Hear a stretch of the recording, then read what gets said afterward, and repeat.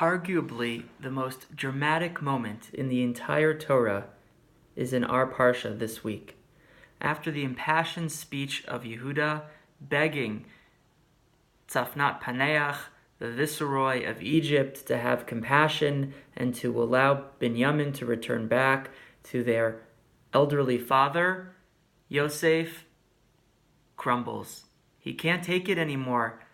His emotions boil over, and in a very poignant moment, he says, Ani Yosef ha'od avi chai.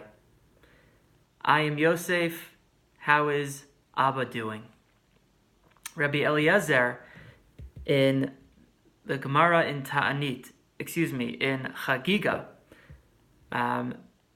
says, Kimati lahai kra bechi. Every time I read this verse, I come to tears. And I personally can relate that every year when we arrive at Parshat Yaigash and I hear the Baal Koreh say those words, a chill goes down my spine. So much changes in an instant. So what's going on? How does Yosef take this moment and use it to change the trajectory of Jewish history? The pasuk itself flows in a way that asks, or that requires us to ask a question. After he reveals himself, V'lo yachlu echav la'anototo ki nivhalu mipanav.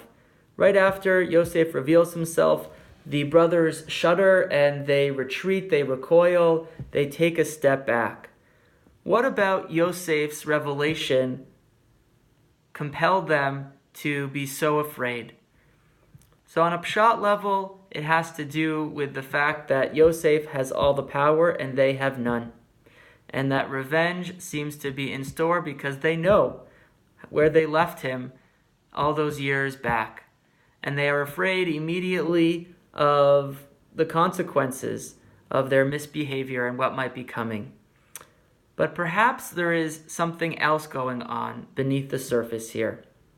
And indeed, the Beit HaLevi says that what Yosef is doing here is giving rebuke.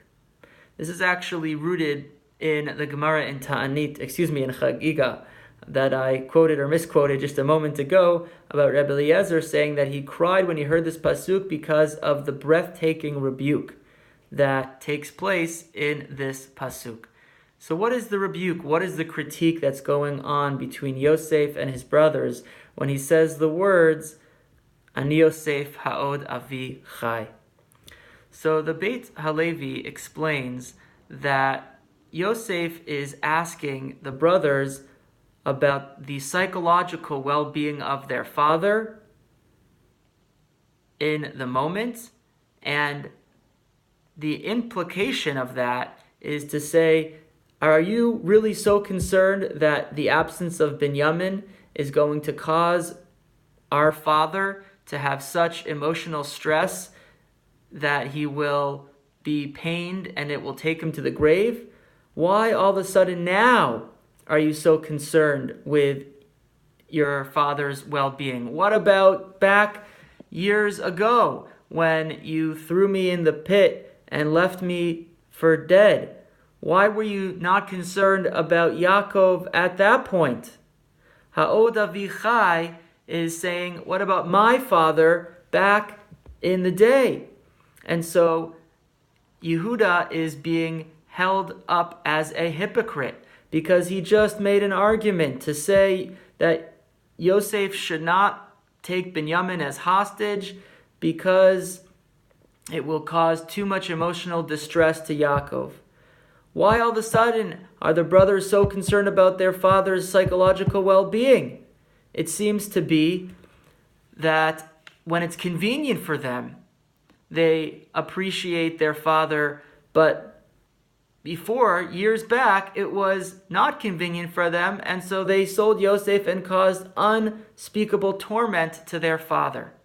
And so Yosef is essentially leveling a critique of hypocrisy against Yehuda and all of his brothers for making an argument that's grounded in the well-being of their father when that was not their concern years back. And so what we see here is that Yosef is giving constructive rebuke. He's essentially holding up a mirror and inviting the brothers to be reflective on where they went wrong years back so that they can do proper tshuva, which is going to be the first step in the process of reconciliation between Yosef and his brothers. So too we should figure out creative ways to gently raise a mirror to those around us that need to do some introspection and self-reflection to sort of iron out the wrinkles of their character. Instead of being destructive in our rebuke, we can follow Yosef's lead and try and be constructive by gently enabling others to appreciate perhaps their inconsistent behavior and how they can rectify that going forward. I look forward to seeing you in Shul. Have a wonderful rest of your day.